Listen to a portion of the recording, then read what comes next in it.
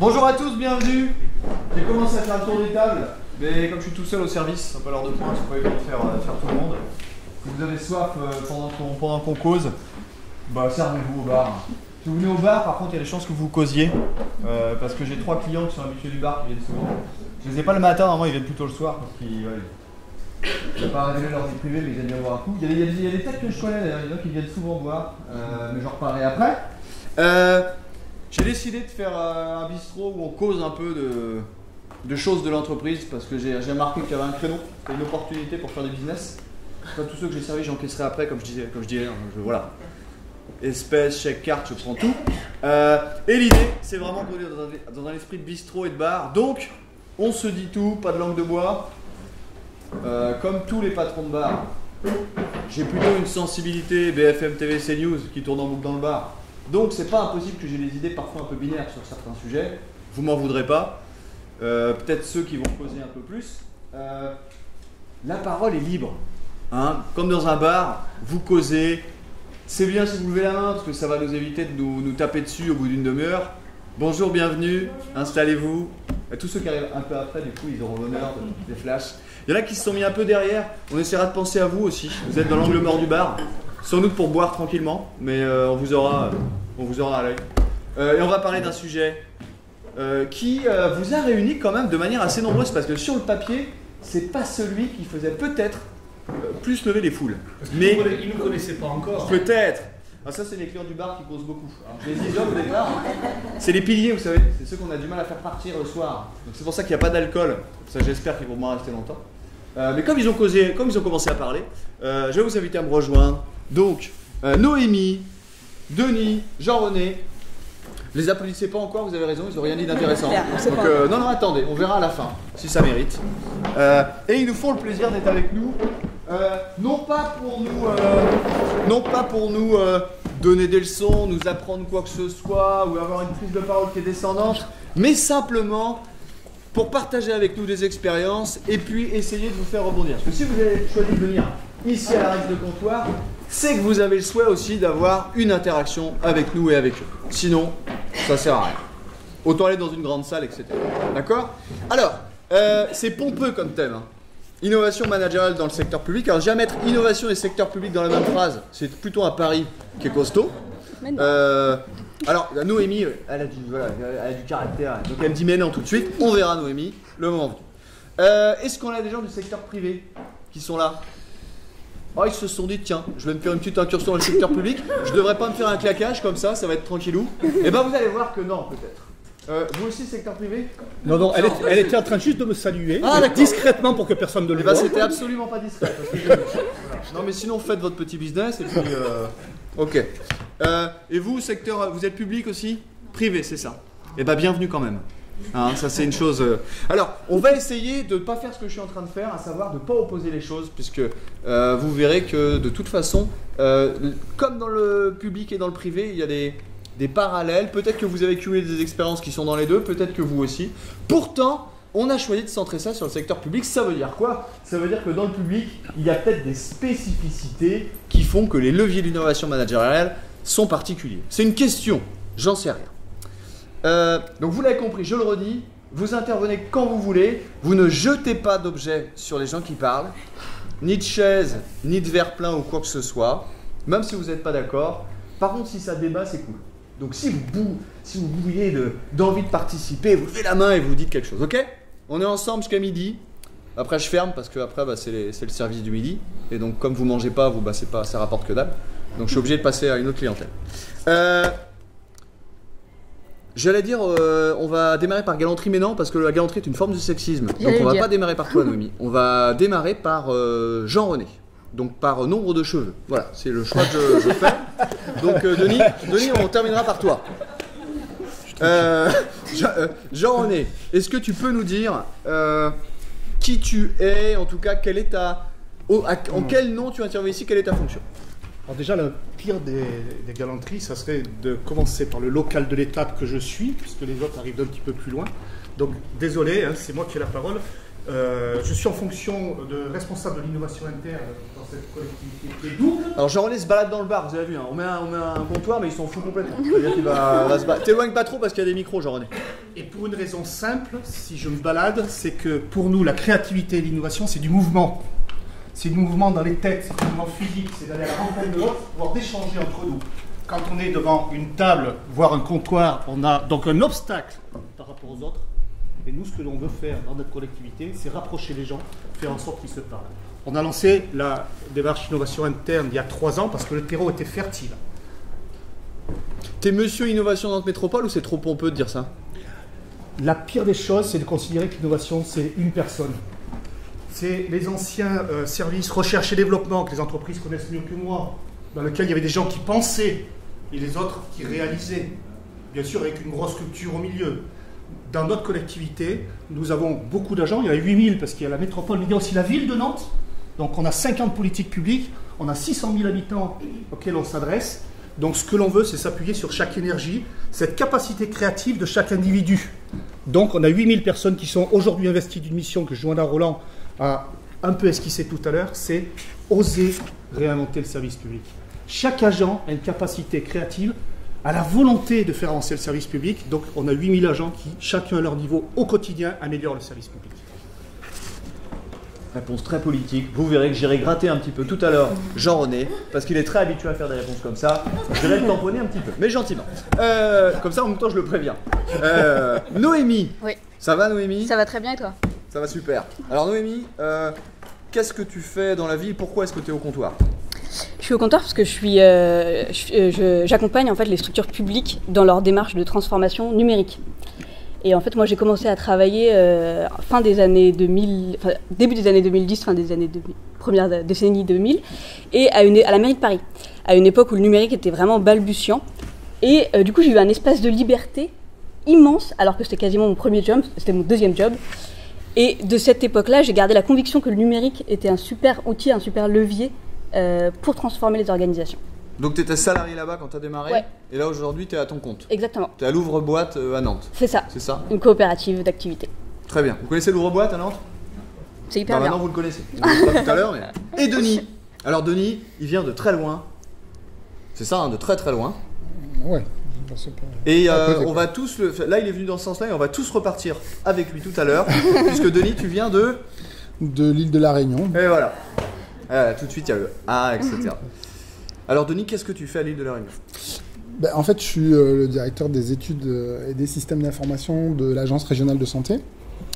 Et précédemment, juste avant, un projet de réorganisation qui a touché ma direction.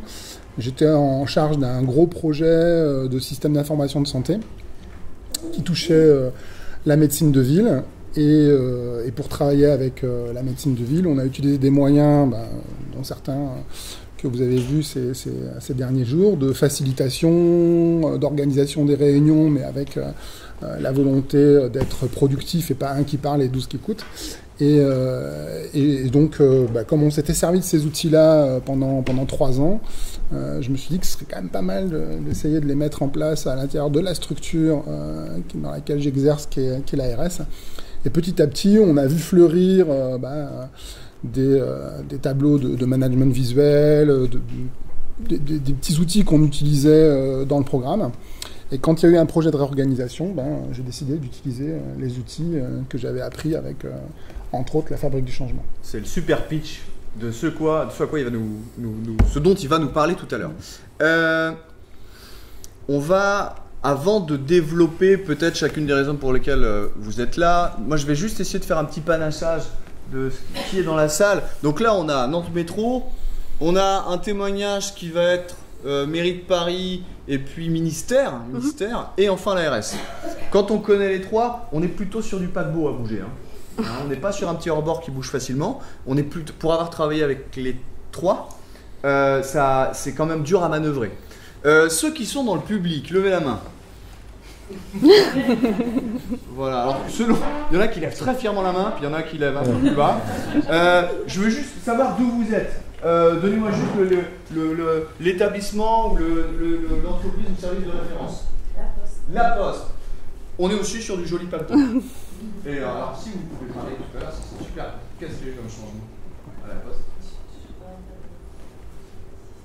Ah, bah si, ça va. En bas, au bas? C'est prévu que vous veniez? Ah bah vous. Et c'était prévu avec moi? Non? Alors, je peux les... Non, c'est pas eu au téléphone, je crois. Mais c'est pas grave, vous viendrez au bar quand même. D'accord, de toute façon. Là, il y a un 4e tabouret, vous pouvez être debout à couler au bar. A tout à l'heure au bar, on laisse parler qu'après vous viendrez. C'est la place. Ville de Rosé. Ok. Ville de Rosé. Ah, vous venez de mélanger, c'est mignon. Ville de Rosé, Ville de Verviers. C'est parce qu'il y a une future fusion, quelque chose, non? Pas du tout. Ici, c'est regroupé. Tous CHU. Super. Pas public, si. La cave. Il faut qu'il y ait Il faut qu'il y ait ça bouge énormément. Mais oui, la cave, ça bouge. La cave, ça bouge Ouais, pas. ouais. Université de Nantes. Je tape parce que je suis un ancien université. Non. Non. Conseil d'aide. Super. Le SGAR, comment on dit, la préfecture de région, parce que je vois les yeux. Ah oui, le SGAR, la préfecture de On va région. dire la préfecture de région. Ok, ça marche. Public. Il est Bigel. Salut Irénée. Nantes Métropole, près de la Tyrol, ça va. Bien au fond. Loin de Jean-René, comme ça il ne voit pas. L'île Métropole. Bienvenue Lille. Super. Donc, merci pour le panachage. La Poste, CHU, la CAF. Ah, pardon. Psychiatrie, centre hospitalier spécialisé. Nantes. Blin. Blin.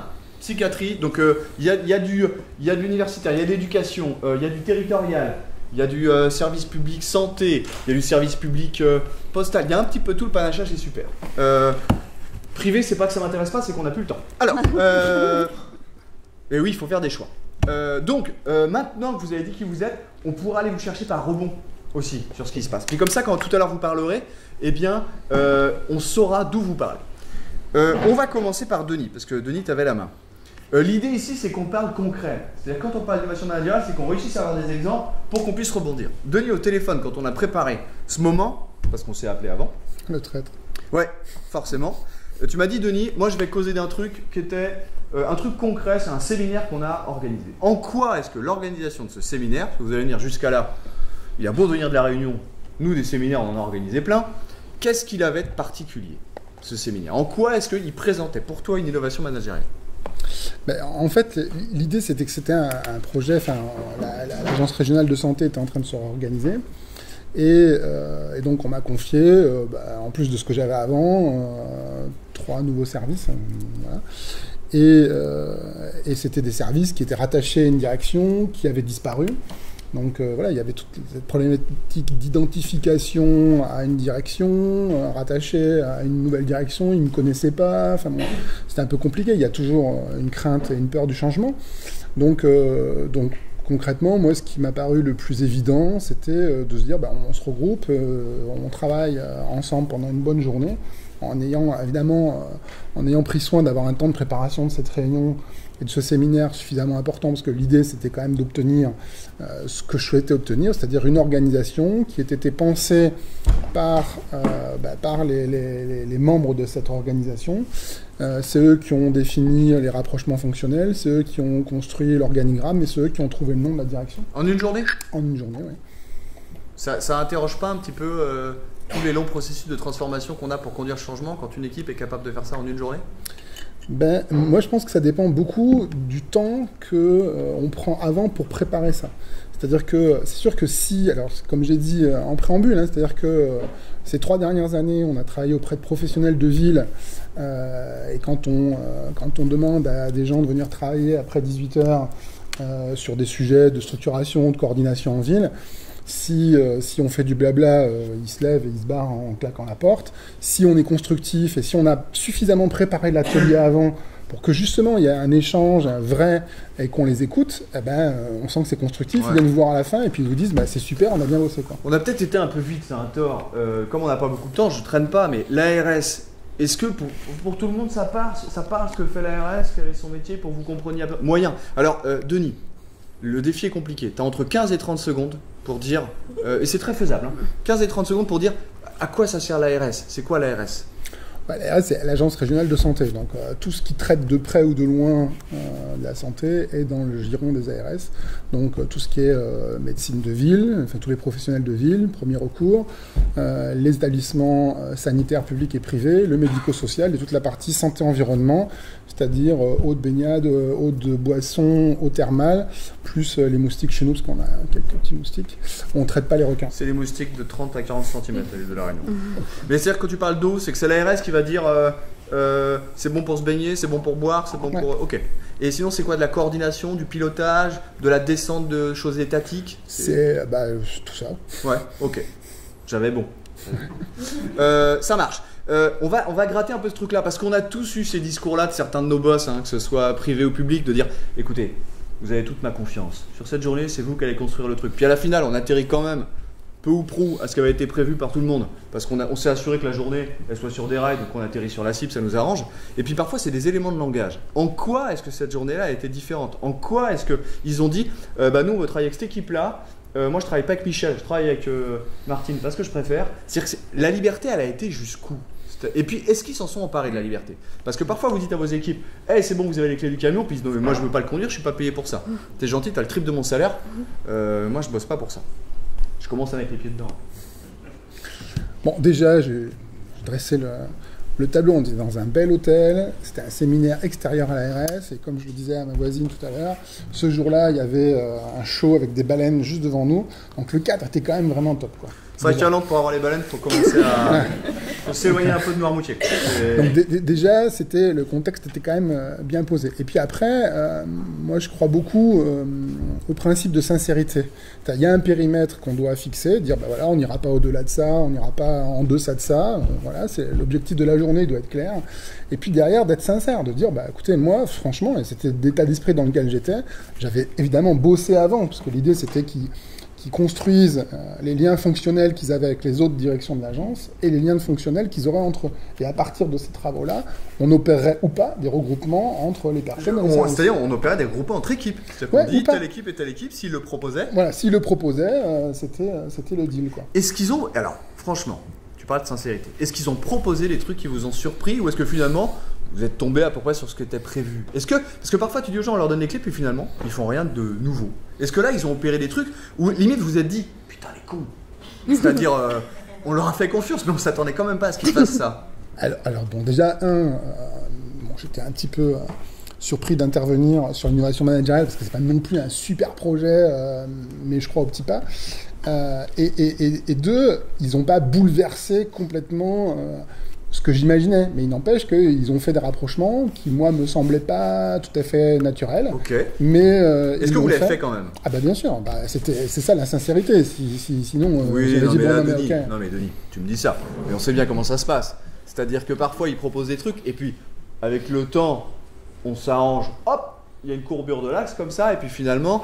Et c'est ça qui tue d'ailleurs les séminaires et les propositions, c'est que les gens ils font des propositions puis finalement le truc il meurt un peu étouffé pour X raisons. Là vous n'avez pas fait ça, c'est-à-dire que vous avez fait vraiment ce qui a été proposé. En fait, pour être un petit peu plus clair, il y a un service de 5 personnes qui s'occupent des études et des statistiques. Okay. Qui font des études sur la santé, des statistiques. De l'autre côté, il y avait un service qui s'occupe des études médico-économiques. Donc là, on attaque les bases de données du PMSI pour ceux qui sont hospitaliers, et les bases de l'assurance maladie, et puis d'autres bases, quoi. Et on en tire des études sur des parcours, enfin bon, voilà. Naturellement, je pensais que ces deux services allaient se rapprocher. Pour ainsi dire, je le souhaitais. Je me suis dit, ça vaut le coup. Ils font des études les deux, il y a moyen d'eux. Voilà. Eh ben non, en fait, je pense que Martine ne voulait pas bosser avec Jacques, et ils se sont rapprochés plutôt d'un autre service qui est le développement des systèmes d'information de santé. Parce que dans le service analyse médico-économique, il y a un médecin, et qu'il s'est dit qu'il pourrait aussi, sur le développement de la télémédecine, servir de conseiller médical. Et donc, c'était pertinent. Donc toi, comment tu disais, et ça c'est plutôt un bon réflexe parce que ça évite aussi de trop s'exposer, de dire attention, wow, moi je suis là, mais j'ai pas la prétention d'avoir fait une innovation managériale qui était ouf, quoi. Pour autant, si tu devais qualifier, définir ton innovation managériale, ça serait quoi? Qu'est-ce qui était innovant dans cet acte-là? Est-ce que c'est la confiance que tu as donnée aux équipes? Est-ce que c'est quoi l'innovation dans ce truc-là? Je pense que c'est d'abord c'est effectivement la confiance, et de dire alors. pour être là aussi tout à fait clair, ça demande un énorme boulot. C'est-à-dire, moi, le séminaire, eux, ils l'ont vécu. Moi, je l'ai préparé pendant 3 jours avec mon homonyme qui est là-bas. Qui vient d'arriver. Hein. Qui vient d'arriver. Discrètement, c'est pour le dire. Comme il connaît, il se fout de ce que je vais dire, parce qu'il a vécu avec moi. Mais voilà, donc on a travaillé notamment ensemble pour la préparation de ce séminaire, justement pour arriver à ce que les gens s'emparent du sujet. Ouais. Et cette sincérité, c'est-à-dire, vous avez les clés, allez-y. Et je l'ai répété 3 ou 4 fois. Je dis, vous pouvez choisir le nom que vous voulez, l'organisation que vous voulez. Alors évidemment, c'était des process timé, il y avait des ateliers spécifiques. On va y revenir sur la forme, parce que de toute façon vous êtes nombreux à avoir essayé plein de trucs dans les séminaires. Il y a des modes en plus qui circulent. Donc vous avez fait du World Café, ça tournait, on met une musique, tout le monde tourne, on change d'atelier, etc. Ça c'est que de la forme. L'innovation c'était les baleines. Ouais. Ça. Les gens ont bien compris les baleines, mais le budget est souvent un peu compliqué. Ou alors on fait des échanges avec vous, vous venez là, puis on va à la réunion. On va y revenir. Noémie. Oui. On va causer. On va causer peut-être de ce que tu fais avec le ministère de la transition écologique. Ouais.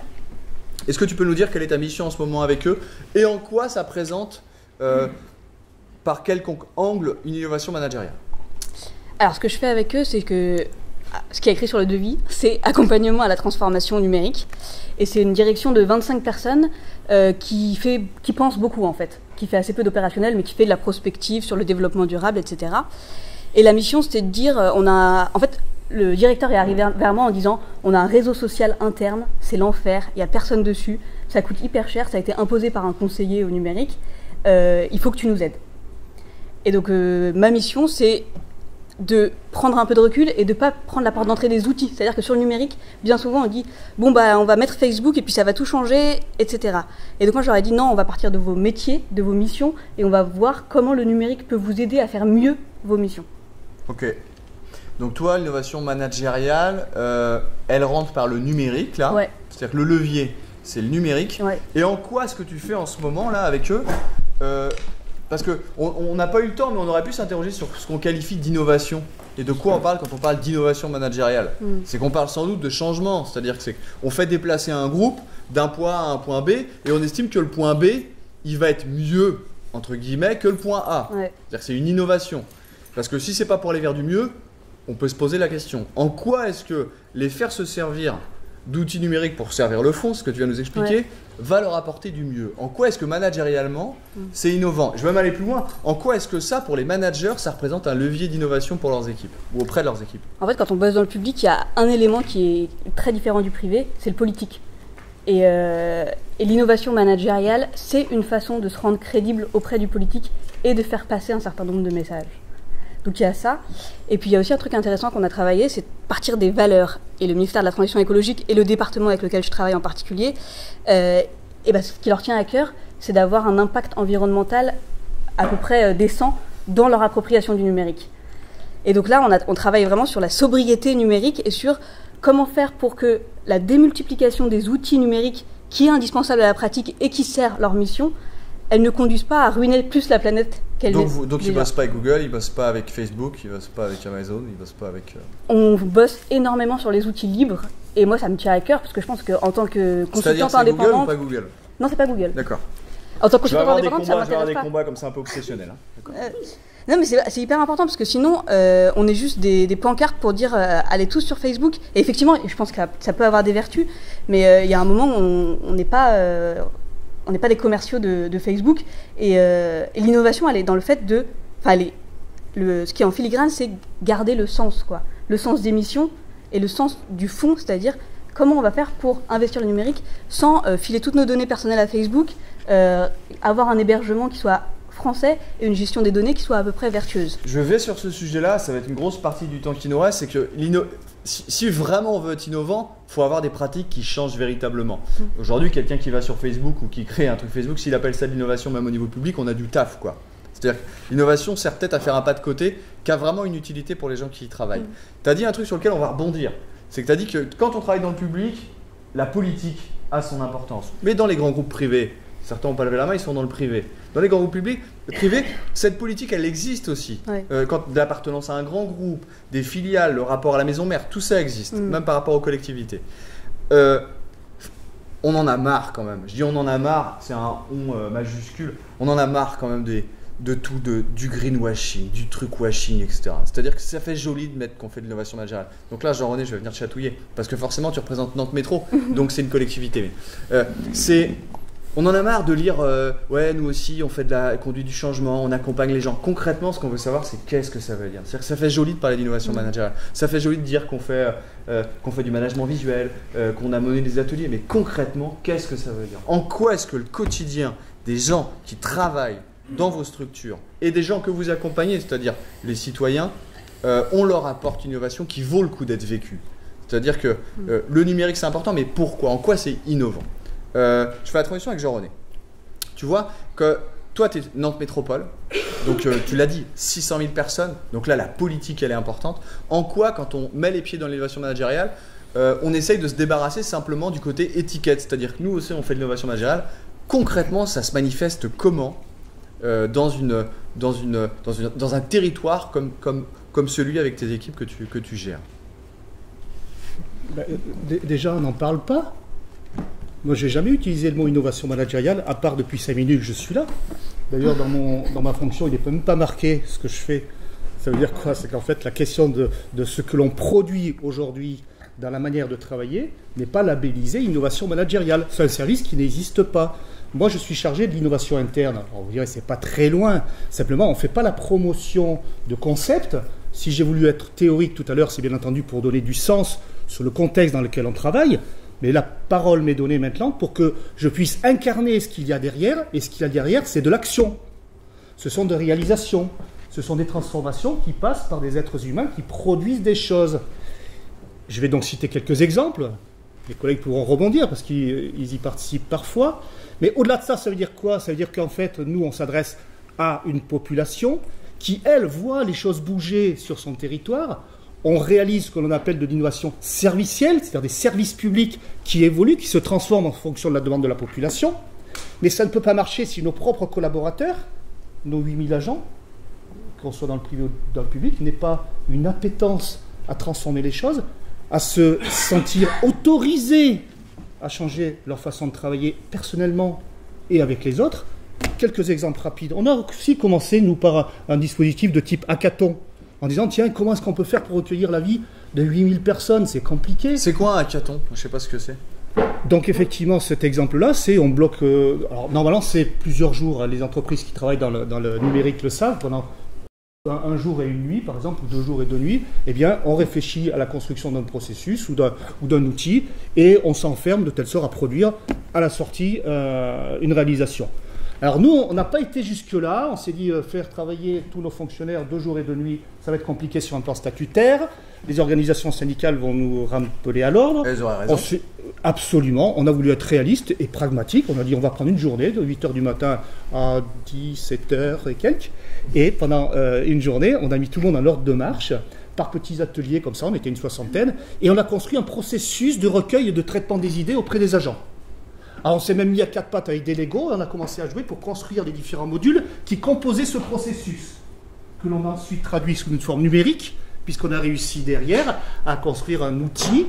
On a cherché un outil qui existait, qui nous correspondait à peu près, dans lequel les gens pouvaient déposer leurs idées pour améliorer soit le service public, soit leur manière de travailler, eux, à l'intérieur de leurs équipes. On a appelé ça le Forum de l'innovation.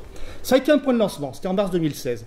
Depuis, ce processus fonctionne, puisqu'on a recueilli environ 160 idées à ce jour. Derrière ça, on a dit, on en fait quoi de ces idées? Bien, on avait construit un dispositif d'analyse de la pertinence des idées qui étaient proposées derrière. Et qui c'est qui faisait cette analyse? Eh bien, des agents qui étaient tirés au sort parmi l'ensemble des services municipaux. Certains acceptaient de venir dans ce jury et de pair à pair, on échangeait pour savoir si le sujet était intéressant, pertinent, si on pouvait le mettre en place, s'il était réaliste, etc. Et la cerise sur le gâteau, c'est qu'une douzaine de sujets ont pu être comme ça proposés par ce jury-là pour, excusez-moi, mais squeezer toute la hiérarchie en disant mais maintenant vous allez présenter votre idée au directeur général des services et à tous les DGA qui composent le comité de direction générale. Vous vous rendez compte? Il le présente, excuse-moi, il le présente pourquoi? Parce que c'est soumis à la validation de tout en haut? Alors, le mot validation, on ne l'a pas forcément utilisé. Non, mais est-ce que c'est ça? Le mot, c'est pas important. Est-ce que, je suis désolé, hein, mais tu vois, à un moment donné, moi je vais pousser le truc un peu là. C'est-à-dire que t'as pas de bol, c'est toi qui es derrière le bar. Mais pour Nantes Métropole, ça l'était peut-être. Après, on pourrait dire installer une grande boîte à idées géante. En quoi est-ce que c'est innovant? Parce que finalement, on a dit aux gens, donnez vos idées. Je dis ça parce que si je me mets côté salarié ou agent, dire c'est la énième fois qu'on me demande quel est mon avis sur ça, je vais dire un truc puis ça arrivera jamais. En quoi est-ce que cette fois-ci, tu l'as un peu expliqué, c'est différent? Tu dis il y en a une douzaine qui ont été au bout. C'est-à-dire qu'il y en a une douzaine qui ont été au bout. Et si on veut vraiment être innovant, est-ce que ces 12 idées-là, elles peuvent pas s'affranchir de la validation de quiconque? C'est exactement ça, puisqu'en fait, quand le jury, composé, je le répète, de gens qui étaient tirés au sort, on a eu des agents qui faisaient l'entretien de la piscine, d'autres qui étaient jardiniers dans les espaces verts, qui venaient écouter, donner de la reconnaissance à la personne qui proposait son idée, en bienveillance. Quand ces idées-là sont arrivées devant le comité de direction générale, l'objectif, c'était surtout un objectif de reconnaissance, de valorisation de cette démarche. En aucun cas, un DGA a osé dire l'idée est absurde, vous avez qu'à rentrer chez vous. Ça n'est jamais arrivé. L'idée de validation, c'était plutôt d'aller repérer quelqu'un qui allait apporter la continuité à l'idée. Eh bien, chacun des DGA qui était intéressé s'est dit ah ben tiens, un projet pour améliorer par exemple les passages piétons de manière un peu plus artistique. Moi, je m'occupe de la voirie, je suis DGA à la voirie, je vais être le mentor de ce sujet-là et je vais faire en sorte qu'il soit suivi ensuite par les services. Donc, on squeeze toute la hiérarchie, ce qui peut faire mal dans les organisations privées ou publiques qui ont leur leur processus de décision. Mais deux, il y a une légitimité qui est portée à l'idée qui ensuite peut être mise en œuvre et c'est le cas pour certaines d'entre elles. Mais derrière ta question, il y en a une qui est encore plus fondamentale, c'est qu'on a voulu donner un signe. Le signe fort, c'était quoi? C'était que, pour une fois, on affichait que tous les agents pouvaient être force de proposition dans la manière de faire avancer le service public. Est-ce que ça a été perçu l'innovation, comme tel c'est ça. par tout le monde?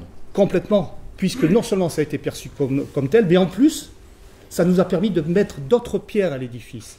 C'est la première fois on a ouvert un dispositif d'innovation à tous les agents, et on en a eu d'autres derrière. Par exemple, on avait une démarche d'organisation de conférences destinée aux cadres historiques, que moi-même j'avais créé quelques années auparavant. Eh bien, on a décidé l'année dernière d'ouvrir les conférences sur le management aux managers. Puisqu'en fait, le management, c'est bien fait pour les managers.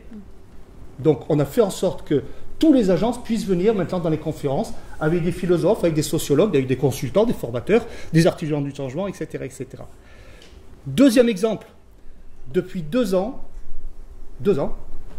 l'événement de la Semaine de l'innovation publique, certains connaissent, Semaine de l'innovation publique qui existe au niveau national, est ouverte à tous les agents. Première fois où on disait aux gens, vous pouvez venir dans des ateliers sur la créativité, sur l'animation de réunion, sur le bien-être au travail. Est-ce qu'ils viennent? L'année dernière, on a accueilli 1200 personnes à la Semaine de l'innovation de novembre, 1200 personnes qui sont venues. Et jusqu'à présent, on sentait une certaine timidité parce que le chef veut pas, j'ose pas, c'est pas pour moi, etc. On a eu presque 50% d'agents de catégorie B et A. Alors qu'auparavant, on avait une surreprésentation d'agents de catégorie A, il n'y avait que eux qui venaient, et on a gardé les A quand même, mais on a augmenté le volume de catégorie B et C, ce qui fait qu'en proportion, les derniers chiffres que l'on a sur un troisième exemple que je vais vous citer, c'est une action qu'on appelle les heures créatives. Alors les heures créatives, c'est très simple, c'est quoi? C'est l'esprit d'aujourd'hui, c'est l'esprit bistrot. Ça se passe d'ailleurs entre midi et 2, parce que le reste du temps, les gens ne sont pas très disponibles, et parce qu'entre midi et 2, c'est un moment où on se relaxe un peu, on ne va pas parler boulot, par contre, on va se faire plaisir, on va s'amuser de manière intelligente au travers d'ateliers créatifs, sur des icebreakers, sur de la facilitation graphique, sur de la vidéo cagette. Et entre nous, par petite équipe de 12, eh bien, on va pouvoir progresser dans ce qu'on nous demande de faire et qu'on ne sait pas faire. C'est la créativité, c'est la capacité à te mettre en ordre de marche pour innover dans la collectivité. Alors et là aussi, les chiffres d'agents de catégorie C est passé à plus de 20% aujourd'hui. Tu le présentes bien, Jean-René. Merci. Parce que tu es habitué à le faire sans doute, et puis parce que c'est vrai, tout ce que tu dis sans aucun doute. Pour autant, je suis sûr que ça cache quand même des très grosses difficultés. Parce que ne nous mentons pas, on est dans le service public avec tout ce que ça représente de positif, de négatif. L'idée d'appartenance à des statuts et de caste, elle est plus forte là que nulle part ailleurs. Elle est statutaire. C'est dans parfois même les contrats des gens. Et on n'est pas, parfois on entend vraiment des discours très forts dans le secteur public de dire « moi je suis pas cadre » ou « moi je suis pas encadrant ». Manager dans certains services c'est un gros mot. C'est-à-dire que c'est des encadrants, c'est des responsables. Donc entre ce que tu nous racontes, que je n'en doute pas juste, et parfois la réalité du terrain dans la posture des gens, il y a un écart qui peut paraître parfois de l'extérieur, ce que je suis, faramineux.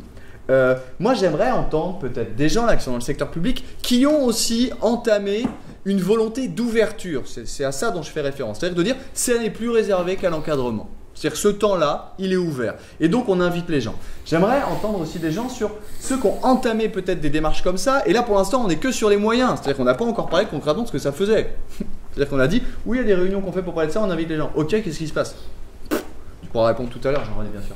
Mais voilà, est-ce qu'il y en a qui peuvent nous parler de démarches entamées où ils se sont dit, nous aussi, on essaye de faire péter un peu les barrières qu'on a dans le public, c'est-à-dire d'un côté les agents, les encadrants, les chefs de service, puis on essaye d'ouvrir ces moments-là. Avec quoi comme objectif d'ailleurs? Parce qu'on pourra s'y interroger. Pourquoi est-ce qu'on fait ça? Oui. Alors tu peux nous rappeler Lille? Ouais, métropole européenne de Lille, comme on doit dire maintenant.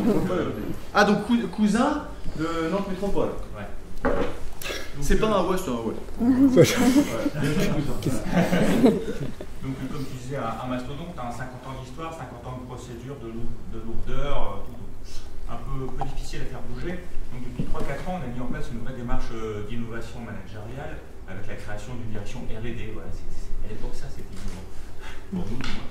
Et donc derrière, le premier sujet, ça a été de mettre de l'intelligence collective, donc de faire en sorte qu'on puisse discuter ensemble, jouer avec des Legos, jouer avec des post-it, essayer un peu de s'affranchir de tous ces codes historiques où il fallait faire des notes avec un plan spécifique, validé par X. Ça, on a tout mis à plat pour faire en sorte on ne soit plus des directeurs, des donneurs d'ordre, des prescripteurs, mais on soit plutôt des facilitateurs. Le manager, c'est simplement un facilitateur.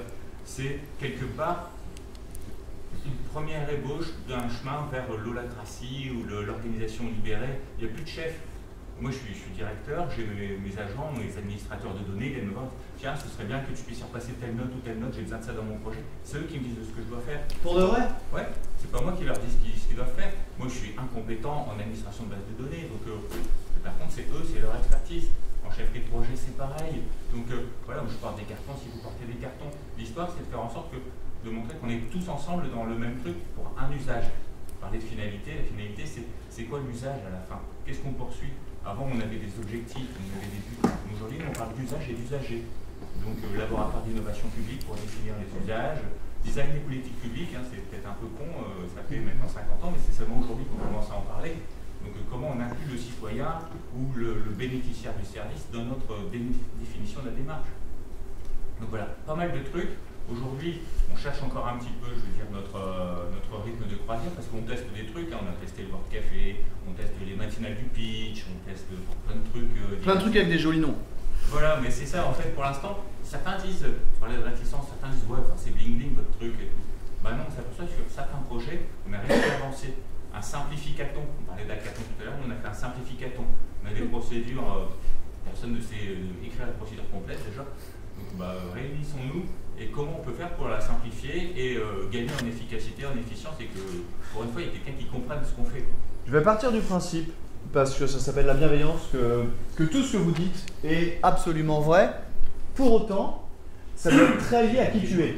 Parce que tu nous dis, moi aujourd'hui, donc en plus c'est dans le public, c'est-à-dire que je suis plus chef, les mecs sont autonomes, etc. Moi je vous assure, j'en ai croisé pas mal, hein, des services parmi vous là.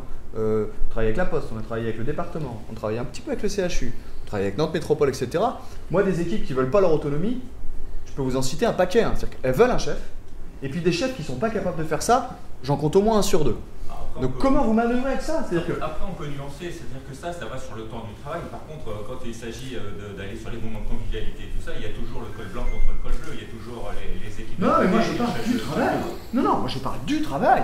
Je parle du service d'émission des cartes d'identité, des passeports de la ville de Nantes. Je parle des équipes au département qui travaillent à l'administratif, etc. Moi je pense que je vais aller voir, je leur raconte ça. J'ai cité ces deux-là, etc. Je pense qu'ils me disent waouh, on en est loin. Noémie, je fais ça pour vous faire réagir. Donc, tous ceux qui disent non, c'est pas vrai, chez nous ça se passe vraiment comme ça, allez-y. Moi, je crois que la marche, elle est sacrément haute. Voilà ce que je veux vous dire et j'aimerais qu'on en parle. T'as raison, t'as complètement raison. Il y a une piste à explorer là-dessus qui peut être un début de réponse, c'est utiliser le numérique pour prolonger le service public. C'est-à-dire ne pas réinventer la roue en débarquant en disant alors avec le numérique, tout ce que vous avez fait avant, c'est complètement foireux, les procédures, les catégories, c'est l'ancien monde, et le nouveau monde, c'est complètement horizontal, on va tout changer. Ça, je pense que c'est... Non, mais en fait, il y a une démarche déjà d'humilité quand on arrive, et de se mettre à l'écoute. Parce que l'histoire des catégories, quand on débarque, on comprend rien. Mais moi, j'ai bossé avec, comme voisin de bureau, quelqu'un qui était en catégorie C, qui était du coup payé pas grand-chose pour faire des missions beaucoup plus importantes que sa catégorie, et qui n'arrivait pas à passer le concours, et qui était bloqué, et du coup il y avait une frustration qui était immense. Et donc il y a vraiment des souffrances. Et donc ma piste, c'est Paris J'écoute. C'est un compte Twitter qu'on a créé à la mairie de Paris, dont l'objectif est de répondre en temps réel aux questions pratiques des Parisiens, des usagers de la ville. On le fait à travers Twitter, parce que Twitter c'est instantané, c'est horizontal, donc ça se prête très très bien à ce genre d'échange. Et la démarche qu'on a faite, déjà, c'est qu'on a créé le compte Twitter tout de suite. On n'a pas fait une note avec 10 000 N+1 en copie, machin, parce que sinon on sera encore en réunion aujourd'hui, je pense. Alors mais ça c'est important parce que tu vois tous ces trucs là qu'on dit ouais nous on n'a pas fait de notes, on a fait ça. Mais pourquoi est-ce qu'en peut-être 1 sur 2 parmi vous on fait encore des notes? Parce qu'elles existent ces notes. Chez qui il y a des notes? Levez la main. Ok, ça marche, baissez la main. Pourquoi est-ce que vous n'arrivez pas à passer outre ces notes? Qu'est-ce qui fait que soudain on s'est dit il n'y a pas de notes? Parce que là l'idée ensemble c'est d'identifier le truc. Je vais revenir avec Julien sur pourquoi dans son équipe chez lui ça a marché. Qu'est-ce qui fait que soudain on se dit il n'y a plus de notes? D'où vient l'impulsion et comment est-ce qu'elle est suivie? C'est ça une des clés. Ça tient au management en fait. C'est-à-dire que mon chef, au moment où j'ai proposé de créer ce service, il aurait complètement pu me répondre écoute Noémie, tu me fais une note, on en reparle dans... Ça tient parfois à un type ou une femme. Donc faut sortir cela et les remplacer par d'autres? Non, parce qu'en fait, pour le coup, moi je suis pas si radical que toi sur la note. Je suis obligé d'être radical, je suis chef de bistrot. Vous voyez pas qu'il y a BFM qui tourne en boucle? Non, parce qu'en fait, je trouve que. C'est ce que j'allais dire aussi. Faut les virer et les remplacer par d'autres? Entre un PowerPoint à la con qui est vide de sens et une note où on explore un peu le fond, moi je suis pas du tout contre la note, quoi. Je trouve que pour mener certains projets, c'est parfois un prétexte pour ralentir les choses et ne pas faire. Ça peut être le manager lâche qui va dire tu me fais une note comme ça, on prend pas la décision trop vite, quoi. Tu m'en fais deux. Donc là tu dis, et vous dites que je sens les têtes qui se hochent, en gros on tue pas l'outil, on tue pas la note. La note quand elle est bien utilisée, a du sens. C'est quand elle sert un autre usage, notamment de freiner, etc., qu'elle est pas bonne. Moi je crois que ce qu'il y a à remettre en cause, tout à l'heure j'en ai parlé de pragmatisme, c'est le circuit de la prise de décision. C'est à qui appartient la décision. La décision pour s'organiser dans son service, elle appartient à ceux qui vont subir cette organisation, pas à quelqu'un qui arrive en haut et qui dit maintenant vous allez vous organiser. Les gens dans l'équipe vous disent mais moi je veux pas prendre la décision, je suis pas payé pour ça. Ça c'est un mythe. Moi je crois que c'est pas un mythe. C'est l'histoire d'une trahison depuis les années 70. On dit aux gens vous allez avoir des objectifs, vous allez faire mieux avec moins et résultat ils font moins parce que à la fin on leur donne moins. C'est ça qui se passe depuis les années 70. Donc aujourd'hui, à un moment de rebasculer et dire, on l'a vu ici ces derniers jours, donner de l'attention et dire c'est sincère ce qu'on fait. Là pour le coup, c'est vous qui avez la parole. C'est pas aussi, ça se fait pas en un claquement de doigts. Moi, je crois pas à la révolution la nuit du 4 août et on a posé un truc et le lendemain matin ça marche. Si quelqu'un dit ça, c'est un menteur. Par contre, de se dire la révolution des petits pas, c'est-à-dire de se dire on met ça en place, construire la confiance, poser des principes. Et par ce mécanisme de la théorie des petits pas, on finit par révolutionner les choses. Mais se dire, et le temps d'appropriation, il est long. Quand on pose quelque chose, un cadre d'une organisation, les gens, ils vont pas comme ça, on le voit avec les gilets jaunes, on le voit, c'est compliqué. Notre pays, il est compliqué à réformer. Donc, à un moment donné, de se dire, on y va petit à petit, mais avec sincérité, et sur un temps long, il faut se laisser du temps. On veut aller vite, on veut que tout se passe dans un temps éclair, mais ça marche pas. Avant que je revienne à toi, quand il remue sur son tabouret, comme ça, c'est qu'il veut parler, qui a des fonctions d'encadrement ou chef de projet dans la salle? Allez-y, levez la main. Ok. Qui est agent, c'est-à-dire les personnes dont on parle? Alors pardon, ne faites pas les malins parce que vous allez perdre. Qui en dessous lui n'a personne, c'est-à-dire qui, j'essaie de le dire avec des mots simples, c'est-à-dire qui n'encadre personne, qui est dans une équipe, j'allais dire, et je le dis avec des mots très simples, c'est-à-dire est en bas de l'échelle. Donc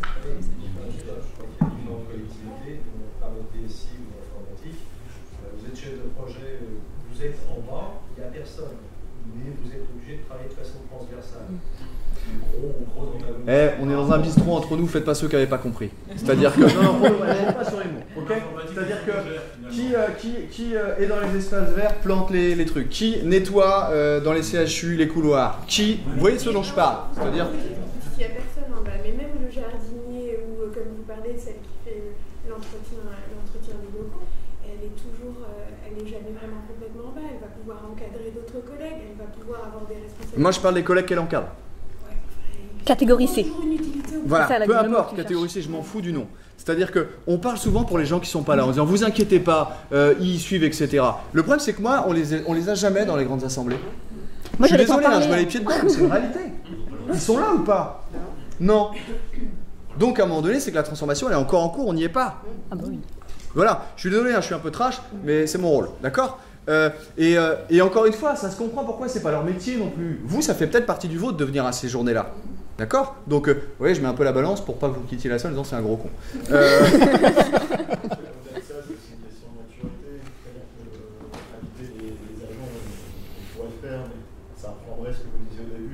On m'a invité à faire du changement, mais derrière il se passe quoi? C'était sympa, on s'est bien marré, mais derrière mon quotidien ne change pas. Ouais. C'est un coup d'épée dans l'eau, de dire. Mais c'est ça, s'il n'y a pas cette sécurité derrière de garantir à la personne, oui, tu interviens dans tel truc, mais derrière il va se passer quelque chose. Ça a aucune. Alors, en effet, parfois il y a plein d'actions politiques. Là, il se passe plein de choses, je suis content. Ah, les têtes se hochent, ça bouillonne, ça a envie de parler, ils sont pas d'accord, et c'est super, c'est ce que je voulais. Donc, ce que je veux dire par là, en effet, c'est que le risque aussi, c'est l'inverse, c'est de faire du politique, c'est de dire, allez, on prend avec nous 10 personnes qui sont absolument pas habituées à ces moments-là, puis vous allez venir avec nous. Allez, profitez de la journée. On les lâche là-dedans, il n'y a aucun débrief. Ils retournent dans leurs équipes le lendemain et ça ne servait à rien non plus. C'est-à-dire qu'on n'est pas du tout dans la politique des petits pas. C'est-à-dire faire des. Ce qui serait intéressant de poser comme question dans la salle, c'est qui, Denis pose là. Qui a subi une réorganisation qui a été faite par des consultants extérieurs? Allons-y. Don't blame the consultant extérieur. Ouais, attention, parce que Noémie est à côté. Donc oui.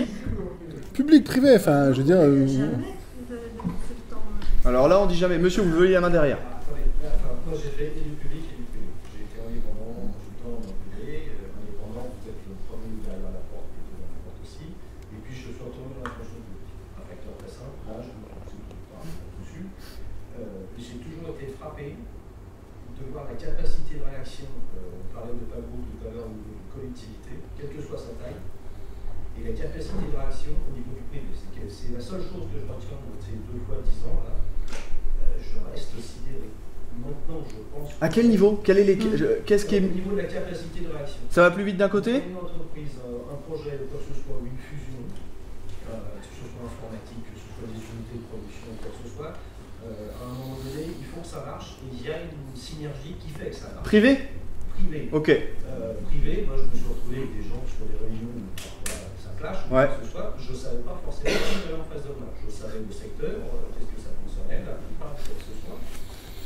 On ne m'a jamais reproché quoi que ce soit. Je pense que dans les collectivités, je ne crois pas dire une bêtise, et si jamais vous intervenez comme ça, soit vous avez quelqu'un en face, comme vous vient de l'entendre, qui a une capacité de s'adapter à ça et de réagir, et là effectivement ça avance, et bien souvent, le paradigme de l'organisation pyramidale en silo, quand on vous demande d'être en transversal, c'est des choses qui commencent à arriver, on commence à en entendre parler, il y a plein d'expériences qui sont là, on voit là devant, mais c'est pas gagné. Donc poids de la structure pyramidale de hiérarchie dans le public tel que... Et donc vous disiez, dans une réunion par exemple, on a peut-être moins la liberté ou on prend moins la liberté parce qu'on est conscient des strates, on est conscient des positionnements. C'est le poids de l'organisation. Ok. C'est pas forcément la personne. Ok, c'est l'organisation. Les institutions, les organisations, je sais pas si je suis le seul à ressentir ça, ça bouge, c'est en train de bouger, mais sinon c'est pas du petit pas, c'est du centimètre par centimètre. Mais ça va forcément bouger. Je fais juste une parenthèse pour dire que je ne suis pas du tout d'accord avec cette analyse, qui est la tienne. Hein. Moi, je n'ai pas du tout cette expérience-là, pour une raison simple, c'est que les contextes sont différents. Moi, je ne pense pas que le débat aujourd'hui justifie de regarder la différence entre le privé ou le public, parce qu'on est sur des contextes différents. Je vais prendre juste 2-3 exemples. La complexité, les incertitudes et les paradoxes sont bien plus forts dans les collectivités locales, qui ont des enjeux qui sont bien plus complexes, ne serait-ce que la diversité des métiers. Ne serait-ce que chez nous, dans une seule collectivité, on a plus de 220 métiers différents. Dans les entreprises, c'est beaucoup plus simple. Les modes de décision politique qui sont croisés avec des modes de décision et de gestion administrative n'existent pas ou plus faiblement dans les entreprises, même si je reconnais qu'il peut y avoir de temps en temps des conseils d'administration. Donc moi, je voudrais juste fermer ma parenthèse en disant que le débat ne me semble pas être là. Je réponds à la question qui ne m'a pas encore posée. Ça, c'est très politique. Mais comme derrière votre question, il y a une autre question. Non, c'est celle que je t'ai posée, la question. Mais vas-y, Jean-René. Quel est le véritable enjeu tu allais me le demander à l'instant, c'est vraiment de regarder qu'on soit dans le privé et le public, les organisations nationales ou locales, qu'est-ce qui nous préoccupe dans la question de l'innovation aujourd'hui? C'est non pas de regarder si les gens s'impliquent pas, si les managers sont volontaires ou pas, c'est qu'est-ce qu'on fait nous pour proposer des modes d'accompagnement de chacun des agents qui nous sont confiés pour faire évoluer tout le monde vers quoi? Vers la résolution de la complexité, des incertitudes et des paradoxes, pour arriver à affronter l'évolution et les changements qui nous sont imposés. Donc pour moi, la réponse à ça, c'est l'action, c'est l'accompagnement. C'est que même si on a des managers qui ne veulent pas faire ou qui ne savent pas faire, on n'est pas dans la culpabilité en leur disant « vous ne savez pas vous occuper du bonheur de vos agents ». On est plutôt en train de leur dire « venez, on va mener des ateliers ensemble, on va inviter quelqu'un du CHU qui est une de vos collègues sur par exemple la question du dialogue, sur la question de l'ingénierie de la relation ». Et votre collègue va venir dans la semaine de l'innovation pour nous en parler. On va aller chercher les collègues de la Poste pour la semaine de l'innovation. Et en plus, on est content de les associer. Ils nous ont même remis le trophée de l'innovation participative l'année dernière. Donc je vais pouvoir comme ça continuer les relations qu'on a ensemble. Le conseil départemental avec qui on a monté des conférences ensemble, puisqu'on a des salariés qui sont de même niveau. Le SGAR, on est en train de travailler avec eux. Qui c'est que j'oublie encore? Rezé, on va aller voir le chronographe. Pour travailler ensemble. Et tout ça, c'est par l'action. L'action, c'est, puisque Sacha vient d'arriver et qu'il ne fait surtout pas ce qu'il propose aux autres, c'est de regarder son téléphone pendant que je parle, il nous apporte avant-hier une conférence sur la manière d'utiliser des outils très pratiques pour animer des réunions. C'est par l'action qu'on arrive à faire changer les gens. C'est certainement pas par des grands discours théoriques, même si je redonne un peu de sens à tout ça. Alors, tu redonnes du sens parce qu'on laisse entendre que j'en donnais pas. Attention, il me reste encore 25 minutes, je peux être méchant dans mes questions, bien plus que je l'ai été. Est-ce que Stéphane Cazoulet est là? Non, il n'est pas là, tu vois. Il était garé en warning, il est non, c'est pas ça. On continue. On va pousser. L'innovation managériale, là aussi, c'est un terme qu'on utilise, qui peut être un peu creux. Il faut faire attention, il faut chasser ces mots creux. Peu importe l'ordre dans lequel on prend le sujet, tu commençais à gratter ça, genre... Mais pourquoi? C'est-à-dire, qu'est-ce qu'on cherche au travers de l'innovation managériale? Là, on va s'intéresser à la cible qu'on cherchait à atteindre. Tu as parlé de bonheur, etc. Mais interrogeons-nous sur pourquoi innover managérialement. C'est quoi l'objectif de ce qu'on appelle innovation managériale? C'est de foutre tout le monde sur un réseau social? C'est de faire en sorte que tout le monde sache parler en public? C'est de faire en sorte que les gens décloisonnent leurs trucs? Pourquoi on cherche à innover managérialement? Et il y a des sujets qui sont importants. Donc l'innovation managériale pour la RSE, c'est-à-dire faire en sorte que nos équipes aillent bien. Comment est-ce que managérialement on arrive à innover pour faire en sorte que nos équipes aillent bien, pour faire en sorte qu'elles accompagnent mieux nos usagers, citoyens, clients, pour faire en sorte qu'on réussisse cette, j'allais dire un gros mot, cette obligatoire transition écologique qu'il faut mener maintenant. En quoi, là je suis désolé, je sors de mon rôle, mais parce que moi c'est un truc que j'ai à cœur, c'est en quoi l'innovation managériale va servir ça. Parce que le plus grand enjeu qu'on a tous, c'est celui-là, c'est aucun autre. D'accord? Donc managérialement... Deux transitions. Comment? Il y a deux transitions. Lesquelles? La transition écologique, elle s'impose à nous, les politiques la voient pas forcément, mais elle arrive, quoi. Il y a une première transition qui a commencé dans les années 90, et ma voisine en parlera sans doute mieux que moi, c'est la transition numérique. C'est-à-dire que la génération qui nous suit, elle vit pas du tout comme nous. Nous, on vit comme vivaient nos parents, qui vivaient à peu près comme leurs parents, et voilà. Là, on est à une génération qui vit complètement différemment.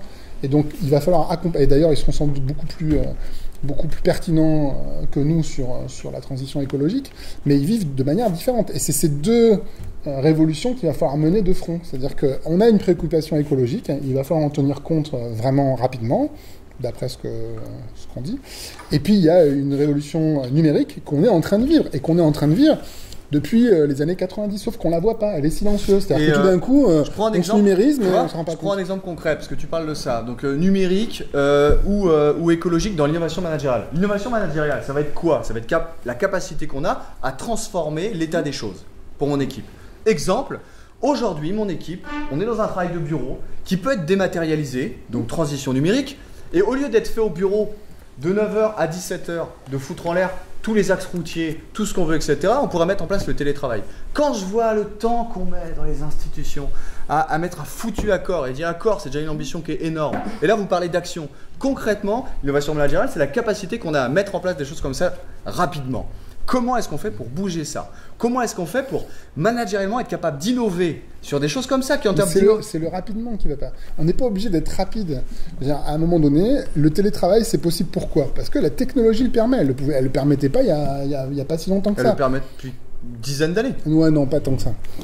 Non, mais des vrais outils collaboratifs. Je vais sortir mes accords de télétravail qui sont signés depuis les années 2005 dans un paquet de grands groupes. Ok. Mais je veux dire, c'est que la technologie, oui, 10 ans à l'échelle d'une administration, c'est courant. Enfin, c'est innovation en général dans le secteur public. Ouais, c'est ça qu'on cherche à faire tomber. C'est ces obstacles-là. L'idée, c'est que la technologie le permet depuis peu, donc 10 ans pour moi c'est peu, voilà.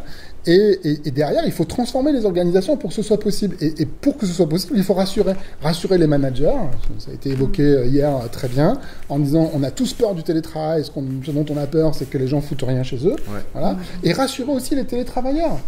Rassurer les télétravailleurs. À un moment donné, d'être libre chez soi, d'organiser son temps, c'est pas neutre. Et donc ça s'accompagne et ça prend un temps assez long.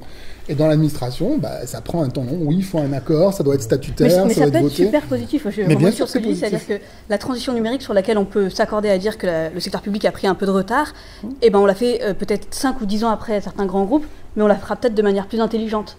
C'est-à-dire qu'on est dans un usage aussi un peu éclairé des outils et on ne dit pas on va tous aller sur Facebook pour se rendre compte finalement que 10 ans après que si on ne paye pas, c'est hyper difficile d'émerger sur Facebook. Il y en a qui l'ont fait plus rapidement et ça s'est moins bien. soldé par Alors, là, quelques procès on a le temps de la réflexion. Donc, faut faire attention. Ouais, il y a un truc qui est au cœur et dont on a, je trouve, pas assez parlé, j'essayais de le gratter avec Julien tout à l'heure, c'est que la clé de l'innovation managériale dans le secteur public, elle repose sur des femmes et des hommes qui vont incarner cette innovation-là. Et dans le secteur public, on va le dire les choses franchement, à l'inverse du secteur privé, c'est qu'on a moins de marge de manœuvre sur le pilotage des hommes et des femmes. On est en train de parler, disons-le clairement, moi je suis d'accord avec ce que je dis, et de mobilité interne, et de ce que vous voulez, de sanctions disciplinaires, ce que vous voulez. Parfois il y a des pratiques dans le public et des choses qu'on laisse en place parce qu'on a des encadrements des managers qui sont dans l'impossibilité, en tout cas qui ont l'impression d'être dans l'incapacité, je ne sais pas si c'est vrai, d'agir. Et donc on a des managers qui sont pas bons. Et qui vous disent d'ailleurs, moi je veux même pas manager en fait. Et comment est-ce qu'on pilote ça? C'est-à-dire que je vais dans ton sens, Denis. Moi je crois aussi que la rapidité est un piège. Mais comment est-ce qu'on fait? Parce que la clé c'est sans doute rassurer les gens. Tu as dit ça. Rassurer les managers, rassurer les équipes pour comment est-ce qu'on opère ça humainement. C'est sans doute une des clés de ce truc-là. Comment est-ce qu'on opère le fait de rassurer les gens, de parler, etc. Vous levez la main, donc allez-y.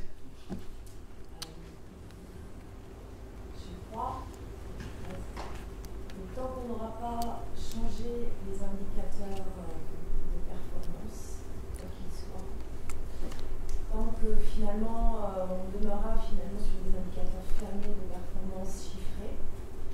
On continuera, même si avec des jolis ateliers et ainsi de suite, à maquiller le cadavre, c'est comme ça que j'appelle. Le cadavre, c'est nos organisations, nos institutions. C'est mort, désolé, on le maquille, on essaie encore de mettre un petit peu de blush et ainsi de suite via des ateliers. Il faut être très clair, un manager, pendant des siècles quasiment, nos représentations au monde, c'était le fais ce que je dis, pas ce que je fais, descendant. On a été structuré en Occident comme ça. C'est ni bien ni mal, c'est ni bon ni mauvais, la vraie vie. Et nos vies au quotidien, en tant que citoyens, on le voit, on est honnête.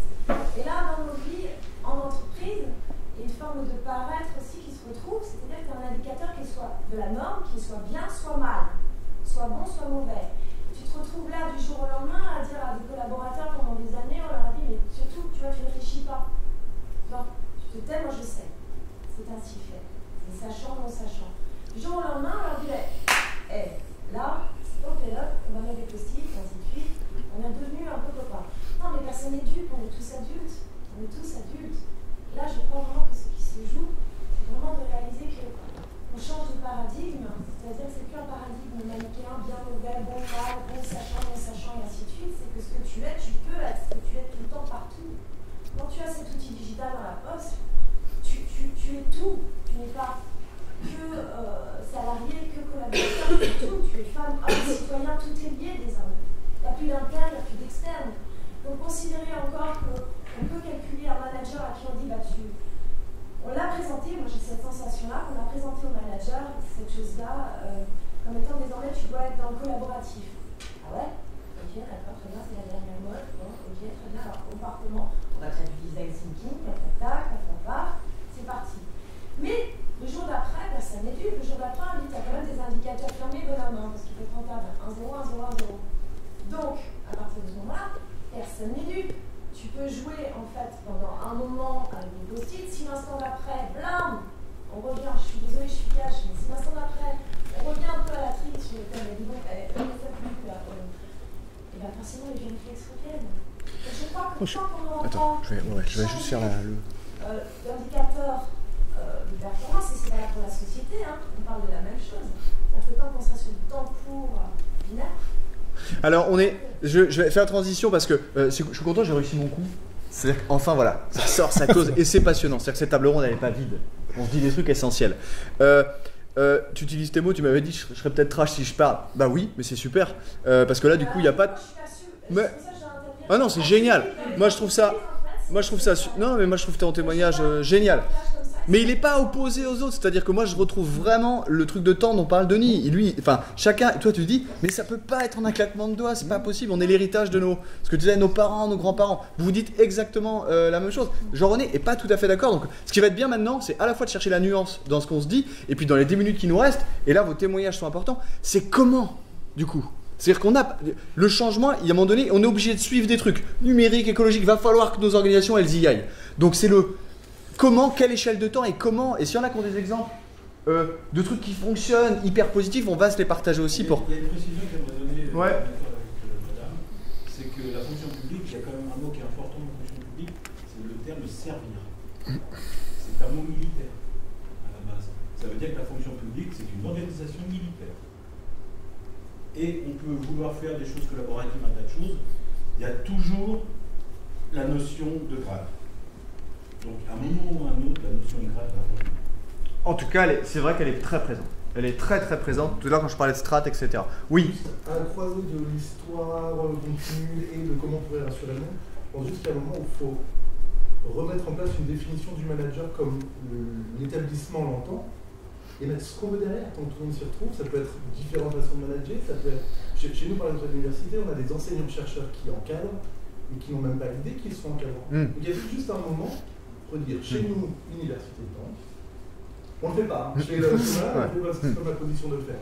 Mais simplement, il faut retrouver une définition commune du management pour rassurer le manager en place qui va se dire, ok, je comprends ce qu'on attend de moi et en plus, je pense être capable de le faire, et pas juste vivre sous le poids de ce truc de, alors en management, ça peut être à la fois être un facilitateur ou être le chef, c'est peut-être ça la première étape, quoi. Juste, mettons-nous d'accord sur une définition commune. Quand je fais ça, c'est hey, voilà un truc. Reprenez-le. Je voulais réagir par rapport à ça. Non, mais c'est pas uniquement par rapport à ce que tu dis, c'est aussi par rapport à ce que tu disais toi. Ne te tourne pas, c'est à toi que je parle. À la fin, on casse les barreaux de chaise et on stoppe dessus. Non, mais je reviens plusieurs un petit peu en arrière, mais ça renvoie à la question du manager. Lorsque je disais en préambule qu'on a organisé un cycle de conférences, il y a des gens qui volontairement se disent je vais y aller. Lorsqu'on organise les ateliers dont j'ai parlé tout à l'heure, on ne les force pas, tout est basé sur du volontariat. Les gens, ils viennent. À chaque fois qu'on lance une information, parfois par le numérique en disant on lance quelque chose, dans l'heure qui suit, tout est complet. Les gens, ils viennent parce qu'ils ont envie, on ne les force pas, il n'y a pas une commande. Ça veut dire quoi?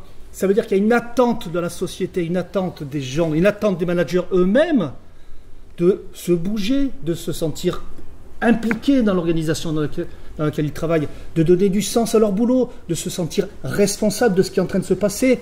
La notion de service dont tu viens de parler, c'est la vocation du service public, c'est pas innocent dans notre travail. C'est-à-dire que les gens, ils veulent, quand ils sont dans la rue, pouvoir parler, ou avec des amis, pouvoir parler du chantier, des aménagements d'espaces verts, ou bien des nouveaux équipements qui sont en train de se créer.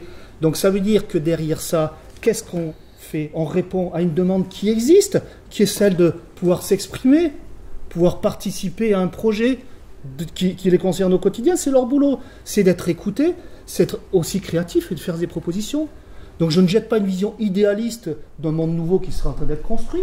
Je ne fais que rattraper le temps qu'on a perdu par un mode de management qui est complètement obsolète, en répondant aujourd'hui à une question simple, c'est comment les collègues qui sont autour de nous peuvent participer à ce projet qui leur tient à cœur.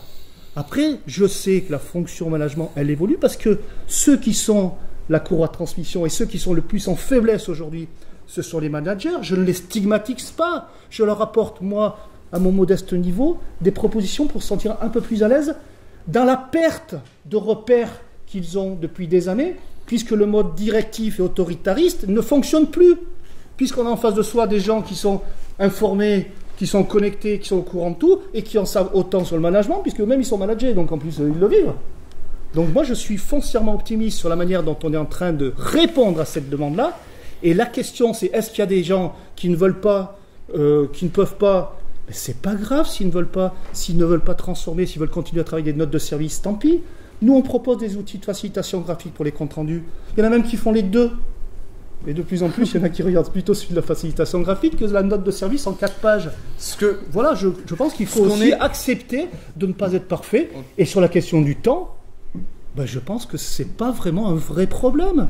La raison, elle vient d'être expliquée. Eh bien, dans certains moments, on pourra aller vite. Dans d'autres moments, on ira moins vite. Tiens, je vais vous prendre un exemple. Il y a 3 ans, on m'a confié la semaine de l'innovation publique. Je vous en ai parlé tout à l'heure. Là, je suis content, je fais le malin. J'ai pratiquement 6 mois devant moi pour présenter cette opération. La première fois, j'avais 1 mois. 500 personnes qui sont venues en 1 mois. C'était la panique totale. On est capable de quoi? De simplement aller chercher les talents là où ils sont. J'étais tout seul pour l'animer. Je me suis retrouvé avec 50 personnes qui m'ont aidé. Simplement en faisant ça. C'est pas moi. C'est le terreau qui est favorable. Ce sont les collègues qui, volontairement, se sont dit « Punaise, on m'autorise à faire ça. J'ai envie de le faire et en plus, je sais faire des trucs. Je me jette dedans. » Alors là où il y a sans aucun doute débat, c'est sur ces histoires de temps. Parce que quand on dit que le temps, le temps n'est pas trop un sujet, bah, je pense que dans la transformation du secteur public, on pourra en parler à certains qui, en ce moment, je crois que les procès sont terminés. Mais quand ils ont voulu opérer des changements rapides dans le temps en plaquant des trucs, ça peut poser problème quand même. Donc le temps et la vitesse à laquelle on opère les transformations, elle est importante. C'est les moyens qui sont utilisés aussi. Les moyens, mais tout va de pair. Les moyens. Mais oui, mais le problème c'est que vous utilisez, par rapport au temps que vous avez, vous allez utiliser les moyens qui sont les plus rapides parfois. Si vous avez 3-4 ans. Attends, je termine juste ça, parce que forcément, volontairement, je vais choisir des images extrêmes, parce que encore une fois, attention aux effets de mode. La fabrique est un effet de mode. La belle boîte que je représente est un effet de mode. Nous, on dit non à des clients qui viennent nous chercher parce qu'on est un effet de mode. Innovation managériale, la fab, tout le monde fait des fabs maintenant. On fait un lab. Parce que c'est des effets de mode. Moi, j'aime beaucoup ce que tu dis. On s'en fout de ce que j'aime d'ailleurs. Mais l'idée de se dire, travaillez sur vos définitions. Qu'est-ce qui est important pour vous? Qu'est-ce qui est un responsable pour vous? Qu'est-ce qui est un manager pour vous? C'est quoi ma vitesse? C'est quoi notre vitesse à nous?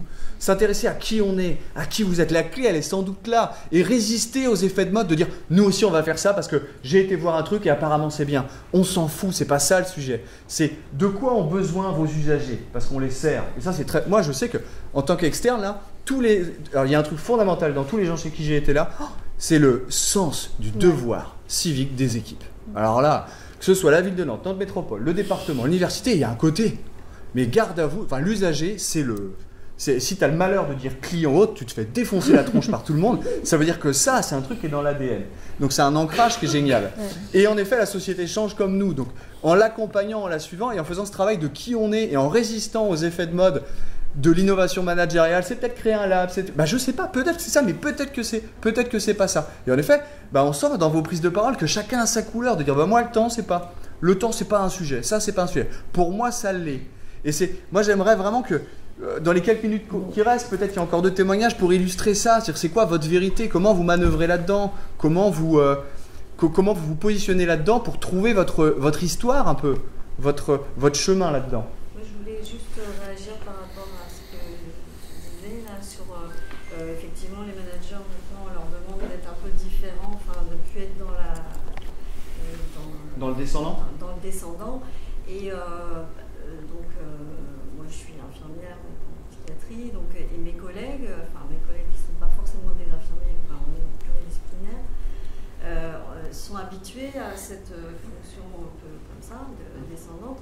Alors, ça a évolué quand même, mais là, ce changement de positionnement, même je suis obligée de convaincre aussi, il faut arriver aussi à dire aux collègues, mais ouais, mais maintenant on peut aussi animer une réunion, on peut aussi y aller. On n'est pas obligé d'attendre l'ordre du jour enfin je dis réunion parce que nous on n'en est pas à tous les mots encore, même si moi quand j'ai dit innovation managériale, je suis presque un ovni parce que je vais à un truc où il y a managérial, donc il y a manager. Mais voilà, il y a une évangélisation aussi de ces pairs. Voilà. Il y a ce travail entre collègues, même tu dis. D'aller convaincre. Voilà, je rebondis là-dessus parce que c'est exactement ça que moi j'ai vécu, j'ai l'impression d'avoir vécu. C'est que on est sur de l'humain, on n'est pas sur des boîtes ou des chaises en plastique, on est sur de l'humain. Et il y en a qui sont rassurés par leur zone de confort le matin, ils viennent, ils font consciencieusement ce pourquoi on les paye, et ils n'ont pas envie de bouger cette zone de confort. Il y en a d'autres, c'est des aventuriers, ils ont envie de prendre entre eux, les choses en main, et petit à petit ça change. C'est-à-dire quand tout d'un coup, celui qui est dans sa zone de confort se dit tiens, finalement on m'offre un espace de liberté, peut-être chez lui ça va prendre 6 ans, 3 semaines, on ne sait pas. Mais putain, je m'en suis pas saisi de cet espace de liberté. Tiens, je vais tenter de le prendre un petit bout. Et ça prendra plus de temps. Mais je pense qu'il faut laisser aux personnes s'approprier. C'est nouveau quand même, parce que c'est vrai que le descendant hiérarchique, c'est quand même ce qu'on utilise le mieux. Mais Denis, je te vois venir. Parfois, vous, encadrant que vous êtes, chef de service, vous n'avez pas une petite contrainte sur les épaules d'opérer des changements qui sont contraints dans le temps? On vous dit pas, il n'y a pas des plans avec des années parfois? Des plans, le plan 2020, le plan machin, des trucs comme ça. Vous n'avez pas cette contrainte d'avoir des résultats dans le temps? Et puis, pardon, ça va te faire une pause pour répondre. Tu voulais redire quelque chose? Oui, je crois que dans les entreprises aussi, pendant tout un temps, on a choisi des experts dans tel métier. Et que le seul moyen de progresser dans une entreprise, c'est de devenir manager. Alors, tu es expert et puis si tu veux évoluer à un moment, devenir manager. Sauf qu'un expert, la base du management, c'est aimer l'humain. Et ce qui fait que forcément, c'est aimer piloter tout ça. Donc comme on n'a fait que des experts, t'as le sachant, t'as le non-sachant, donc forcément, tu es dans une relation différente avec la personne de ton équipe. C'est pour ça que je dis que ça ne se décrète pas. C'est-à-dire que tant que tu considères que tu es encore l'expert, le meilleur en tout, quand tu dis, attends, c'est pas grave. C'est ni bien ni mal, là, désormais tu peux avoir une personne qui est plus experte que toi parce qu'elle s'est formée sur internet, et si tu ne lui poses pas la question, c'est pas pour ça que tu n'auras plus de valeur, tu n'auras plus de valeur. Donc toi, ton boulot, ça va être peut-être d'articuler chaque expertise, talent ou autre, tu dois les détecter. Et c'est vrai que jusqu'à présent, en fait, on avait des managers experts en une matière, et là, du jour au lendemain, c'est la panique totale, et ça, moi je le comprends, c'est humain, on leur dit attention, là les gars, tu peux te retrouver, tu dois articuler les expertises des uns et des autres ou pas. On va terminer sur cette idée-là avec. J'ai posé une question. Je me suis adressé à Denis, donc je vais lui redonner la parole. Peut-être vous pourrez dire un petit mot. Noémie, je suis désolé, on t'a pas beaucoup entendu. Tu vas rester 1h30 de plus pour entendre.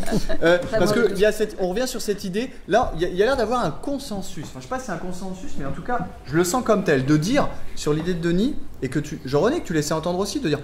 Il y a une histoire de rythme personnel que vous avez l'air d'accepter en disant laissons les gens, laissons le temps aux gens de s'approprier le changement, de le voir sur leurs collègues, de le constater, de se dire hey, c'est peut-être pas si mal ça, peut-être que je peux y aller. Et moi j'entends bien ça. De l'extérieur, encore une fois, en tant que poil à gratter, je dis, moi j'ai l'impression parfois que vos organisations sont soumises à des contraintes de changement qui ont l'air d'aller plus rapidement que le temps que se donnent les personnes. Vrai ou faux, et si oui, comment on gère? Oui, c'est vrai. D'ailleurs, dans mon secteur qui est la santé, je pense que ça n'a jamais été aussi rapide. Et pour autant, c'est extrêmement traumatisant. C'est-à-dire qu'on voit bien qu'on génère du traumatisme quand on a des projets de transformation qui sont sur un temps très court. Alors, je vais prendre un exemple. Un projet qui s'appelait Territoire de soins numériques, où on devait structurer de l'organisation en ville, en lien avec l'hôpital. Enfin, voilà. Quand on a commencé à travailler sur ce projet-là, tout le monde disait la coordination, c'est moi. Le médecin dit, c'est moi. Le pharmacien, c'est moi. Non, le vrai coordinateur, c'est l'infirmier. Ce qui, à mon avis, est sans doute le moins faux. Et quand on a commencé à travailler en disant, mais c'est pas vous qui devez coordonner, vous devez être partie de la coordination et coordonner la partie. Ben c'est traumatisant de se dire, on va faire ça. Et le truc, c'était de le faire en 26 mois.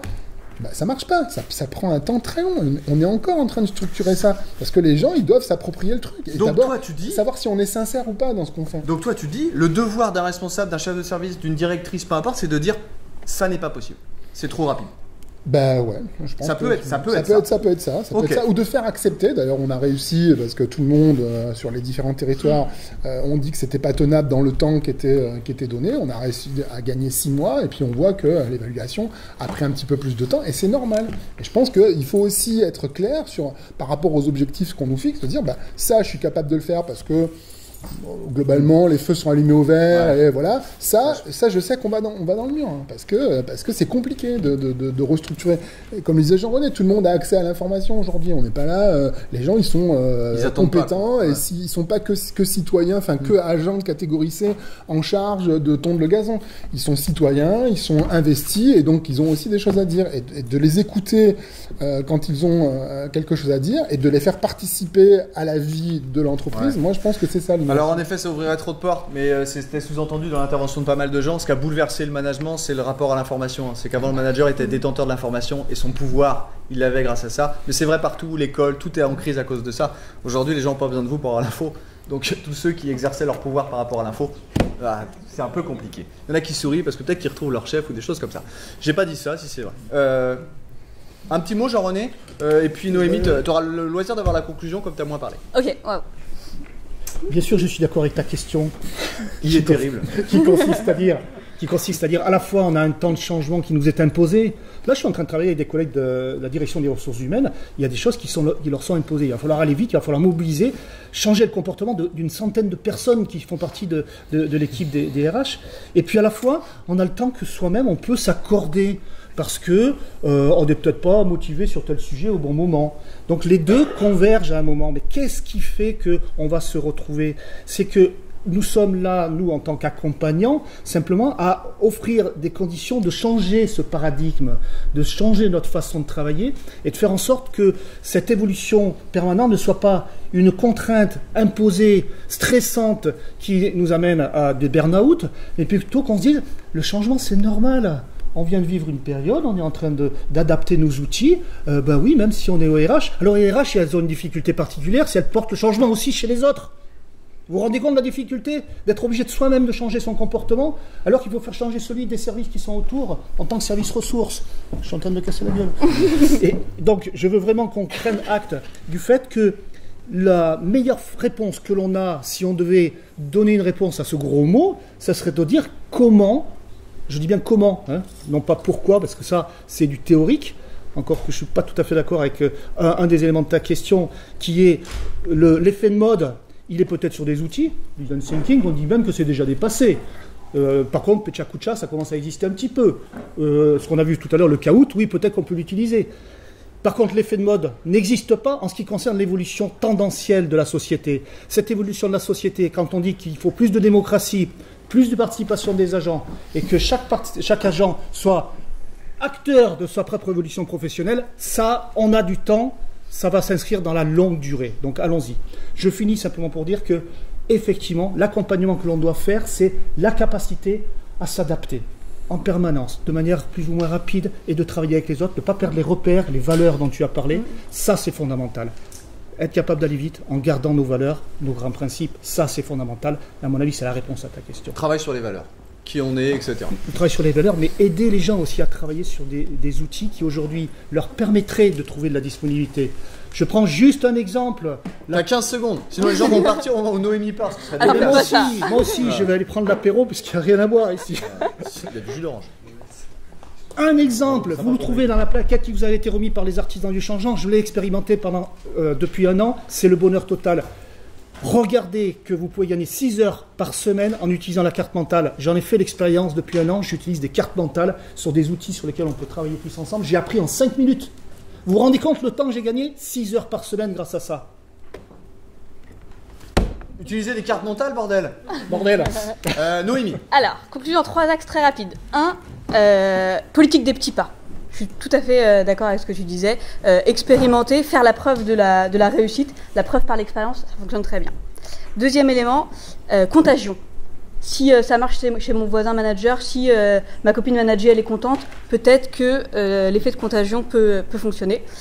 Et troisième axe, réconcilier titulaire et contractuel.